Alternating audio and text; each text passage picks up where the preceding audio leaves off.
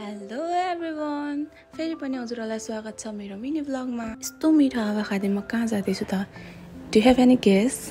Yes right, I am going to India. अनि म चाहिँ मम्मीसँग चट्टसँगले रेडी भएर सिटीमा खुल्ला मिठो हावा खाँदै सररररररर पुलको तलको बाटो जाँदैछौँ। अनि हजुरहरूलाई थाहा नै छ होला, यो पानटेङ्गीको पुलमा यति धेरै भिड हुन्छ। अनि अझै त्यही माथि अहिले त दसैँ लाग्दैछ नि त। हिजो र आज गरेर चाहिँ 2 दिन भयो हामी दसैँको लागि सपिङ गर्न गएको। मेरो हिजोको ब्लग हेर्नु भएको छैन भने हेरिदिनु होला। तर एकछिन यो ब्लग सकेर मात्रै है। अहिले चाहिँ म पानटेङ्गी पुगिसकेर एउटा लुगा पसलमा पनि छिरिसकेँ।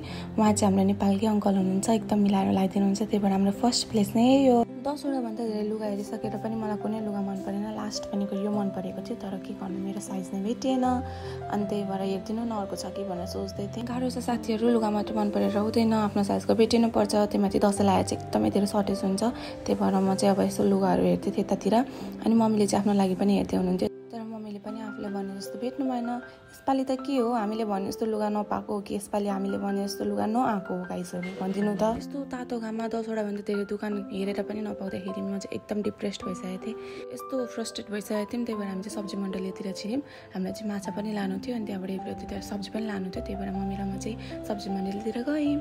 अनि फाइनली हामी चाहिँ माछा दोकानतिर पनि छिर्यौँ। म चाहिँ साँच्चै भन्नुपर्दा फर्स्ट टाइम नै हो यस्तो भित्र छिरेको। मम्मीले आफै ल्याउनुहुन्थ्यो, यहाँ त भेराइटीको माछा रहेछ।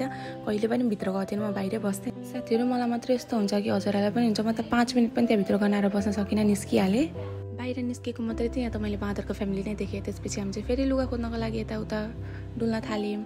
अनि त्यसपछि म चाहिँ एकदम गलिसकेको थिएँ, यताउति हेर्दै। तर एउटा पनि आफ्नो लागि लुगा भेटिनँ। अनि मम्मीले चाहिँ आफ्नो लागि अलिअलि भने जस्तो साडी भेट्नुभयो। मम्मीले पनि भनेको कलरको साडी भेटेर एकदम खुसी हुँदै मलाई कुन राम्रो भन्दै सोध्दै हुनुहुन्थ्यो। मैले पनि आफ्नो लागि एउटा लुगा किनेँ, तर म एकदम थाकिसकेको भएर मैले भिडियो पनि बनाउन सकिनँ।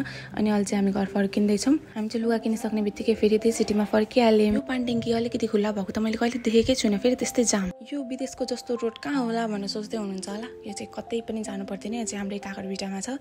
यस्तो राम्रो देखिन्छ नि यो, अझ बेलुकाको टाइममा। भाइले चाहिँ मलाई पिस्ता ल्याइदिए भनेको थियो नि त, अनि त्यही भएर मैले चाहिँ पिस्ता ल्याइदिएको थिएँ। अनि त्यो चाहिँ यस्तो खुसी भयो पत्ताकै थिएन ल्याइदिएको छु भनेर जिस्काउँदै थियो। अनि यहाँनिर चाहिँ मलाई एकदम धेरै गर्मी धेरै भएको कारणले म चाहिँ घरमा बस्न सकिनँ। अनि भाइ र म चाहिँ यस्तो बाहिर हावा खानको लागि निस्क्यौँ। यति नै थियो आजको blog. Hope to see you in next blog. By.